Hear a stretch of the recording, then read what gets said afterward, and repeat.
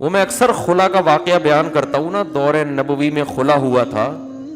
جمیلہ بنت ثابت انصاری رضی اللہ تعالی عنہا رسول اللہ صلی اللہ علیہ وسلم کے پاس آئیں. صحیح بخاری کی حدیث ہے.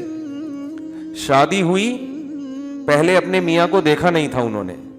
جب پہلی رات میں میاں کو دیکھا تو ان کو اندازہ ہو گیا کہ بھئی یہ تو شکل و صورت کے لحاظ سے میرے لیول کے بالکل بھی نہیں ہے. تو وہ نبی کے پاس آ گئیں فوراً کہ یا رسول اللہ، کہ میں ثابت الانصاری کے دین اور اخلاق پر مجھے کوئی اعتراض نہیں ہے، بہت نائس پرسن، بہت نیک آدمی، بہت نیک، بی من الجمال ما ترا، میں جس قدر خوبصورت ہوں آپ جانتے ہیں. لیکن ثابت الانصاری قد کے لحاظ سے چھوٹے، رنگ کے لحاظ سے انتہائی سیاہ، تو کسی بھی لحاظ سے ان میں اٹریکشن میرے لیے نہیں ہے. بالکل جوڑ کی شادی نہیں ہوئی ہے یہ. مجھے خلا چاہیے. مجھے کیا چاہیے؟ خلا. خلا کا مطلب شوہر سے طلاق.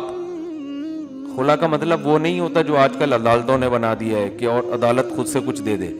مطلب یہ ہے کہ شوہر سے اس شرط پہ طلاق چاہیے کہ مہر واپس کرنے کے لیے تیار ہوں.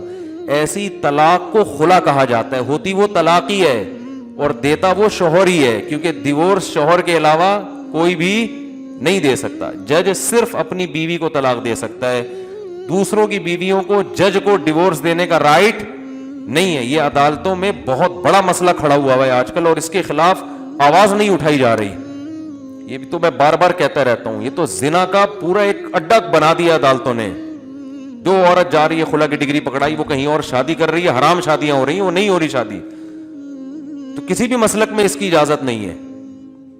چند صورتوں میں عدالت نکاح کو ختم کر سکتی ہے، چند ایک صورتیں، وہ بہت شاذ و نادر ہے. خیر، تو آپ صلی اللہ علیہ وسلم نے ان کے میاں کو بلایا اور فرمایا دے دو طلاق اس کو، مشورے کے طور پر. طلقھا، ان کو کیا کرو؟ طلاق دے دو. کہ آپ جانتے تھے کہ یہ چلو ایک غلطی ہو گئی نکاح کر کے، اب اس کو باقی رکھنا اس سے بڑی غلطی ہوگی، نہیں لڑتے رہیں گے تو چھوڑ دو اس کو. اس سے بھی پتہ چلتا ہے کہ ہمارے معاشرے میں جو طلاق کو بہت معیوب سمجھا جاتا ہے نا، طلاق معیوب ہے اتنی نہیں ہے جتنی سمجھا جاتا ہے. نہیں، یہ سر پٹول رہے ہیں تو چھوڑو یار، تمیز سے علیحدگی اختیار کر دو. اتنا زیادہ نہیں، ہندوؤں کی طرح نہیں ہے کہ آسمانوں پہ جوڑے بنتے ہیں تو وہ ایلفی سے چپک گئے ہیں. اب حقیقت ہے یہ تو ہندو عیسائیوں کی باتیں ہیں جو گراؤنڈ ریئلٹی سے ہٹ کر ہوتی ہیں کہ جوڑے آسمانوں پہ بنتے ہیں، وہ بن گئے. جوڑے آسمانوں پہ بنتے ہیں، ٹوٹتے بھی آسمانوں پہ ہی ہیں. ٹوٹنا بھی آسمان پہ ہی لکھا ہوا ہوتا ہے کہ یہ نہیں چلیں گے تو چلو بھائی تمیز سے الگ ہو جاؤ. تو مرد اگر اتنا خراب ہے نا کہ عورت اسٹریس میں آ گئی، ڈپریشن میں آ گئی ہے، تو پھر میری رائے یہ ہے کہ صحت پہلے ہے میاں.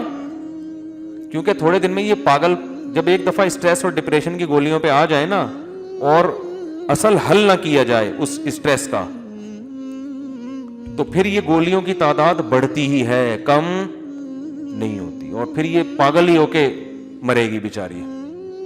حقیقت بتا رہا ہوں میں. یہ پھر پاگل ہونے کے علاوہ اس کا کوئی انجام نہیں ہے. تو پاگل ہونے سے پہلے پہلے الگ کر دیا جائے، یہ زیادہ بہتر ہے. آدمی ڈپریشن میں نہیں آتا. آدمی اگر ڈپریشن میں نہیں آتا، وہ اس کی وجہ یہ ہے کہ وہ جو اگر بیوی الٹی سیدھی بھی مل جائے نا، وہ گھر سے باہر نکل جاتا ہے، بھاگ جاتا ہے وہ گھر سے. وہ بیچاری کہاں بھاگ کے جائے گی نا. پھر وہ جا کے دوستوں میں نکال دیتا ہے. بہت بہت سارے آپشن. مرد اتنی جلدی گھریلو حالات کی وجہ سے ڈپریشن میں نہیں آتا، سمجھ رہے ہو. تو اس کے اصول کچھ اور ہیں. ٹھیک ہے.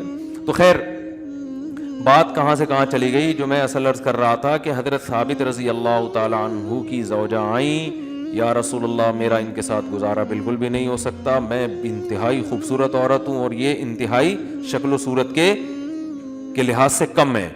لیکن ان کے الفاظ کیا تھے کہ مجھے ان کی دینداری اور ان کے اخلاق پر کوئی اعتراض نہیں ہے. تو نبی نے ان کو کہا کہ دے دو طلاق، انہوں نے دے دی.